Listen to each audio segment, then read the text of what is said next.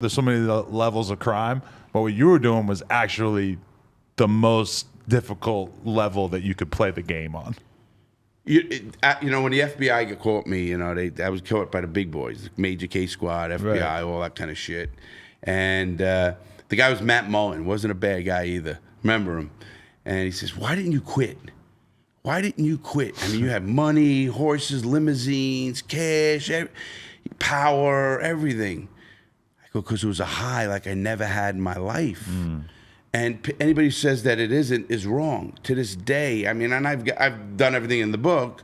There's no, you try to search for it. There's no searching for that high. That high is the best high in the fucking world. Right. It's like getting over when, and here's the, I'll never say, I will say it was okay to do what I did. Let me get that out of the way. But the people I robbed wouldn't want to testify. They made money. Every jewelry store I robbed had insurance. Right. Now, one time the FBI comes to me and says, "Hey, Larry, man, you got $1.2 million out of that store." I said, "I got about 800 out of that store." Well, the guy was putting $400,000 in extra insurance money. So who hated me was the insurance companies. Right.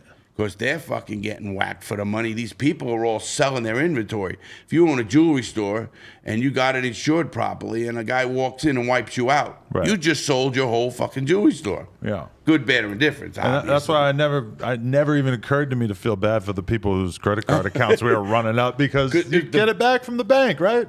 I mean, unless you're a fucking idiot, right? And I know it's not right, to me to say Yeah. that, oh, okay, go out, rob shit, as long as it's in insurance. I'm not here to say that. I'm here to say there's ways, and what I did was very rare because I went for so long and I was so good at it, and the insurance companies did want me. That's the difference. And the reason they fucked with me so hard is because I wouldn't tell. I don't believe in that, and I'm not gonna get into the ratting game and all that bullshit. And I know, and all this shit. To me, if you and Adam and Larry do a crime, we're selling weed, and you get caught and you say fucking Larry's the man, that's a fucking rat. Right.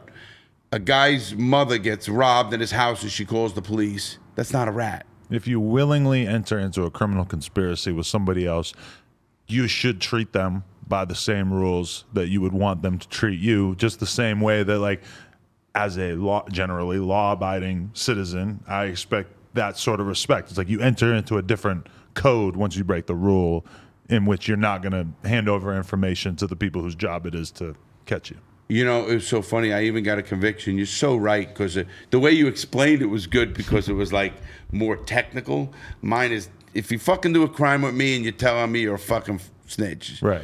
Crime. You did it the right. Total criminal conspiracy. I mean, legally. But because sometimes people try to make this argument of like, oh, well, this guy snitched, or this guy ratted out his friends or whatever, but he's not a gangster, or he's not a real criminal. He shouldn't have been in this position in the first place. It's like, okay, whatever. Like, he's not a gangster, fine. But if you tell on your friends, it's like you don't need to like buy into the code of gangsterism to think that telling on your friends when you get caught doing some shit that you willingly.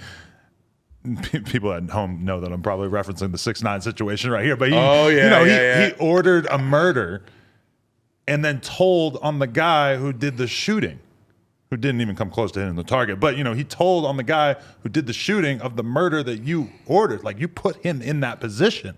So I don't need to be a fucking blood or a crip to say that that's not something I respect. Absolutely, and I often talk about that, whether it's the mob life or not, and who knows who, everybody. I don't trust them. Fuck it. I have a shirt. It says, 3 can keep a secret if 2 are dead. And when you think about that shirt, it's a fucking great shirt. Right. But when a person goes that, I think it's in their heart. When I didn't rat, and I protected my brother. My brother was the John Rodriguez. I said there was a John Rodriguez. Well, they went and looked for John Rodriguez. 6 years later, I get a conviction from the feds. I go to trial for filing a false statement. The same crime that Bill Clinton fucking got. Right. Which is 18 U.S.C. 1001, which is filing a false statement with the federal government. So they gave me another 12 months, but they ran it concurrent. I didn't give a fuck and all that. It's a whole story. And I look at that and I say, now, if it's because I live the right life now or whatever, that I'm not telling, or you know, listen, you know, Sammy Gravano wanted to come on my show, you know, and all that. And I know Michael very well. I know what Michael did, you know, Francis and those guys. And it's just something I can't do with Sammy, and I'll tell you why. It's not that, listen, what he did with Gotti and how people justify their own shit, I don't give a fuck anymore. But you put a lot of people away that didn't belong to be put away, you know, just because they were there and you knew it and it was and I don't know, you're all in that game, I can't do it. And then think it's okay. Listen, again, those days where I was a fucking nut are over. Right. But the days of me not feeling like, why the fuck, you know, why do I have to be around these people or this person? Do you want to be around a person you know you can't trust his word? Right. No. I don't give a fuck. Life's too short. If I know I can't trust your word, know it. You fucked somebody you know, you do it just to do it, and then you want to do business with me, whatever. How can you trust it? Right. And if you do trust it and you get burned, I think it's shame on you. I often tell people that. Right.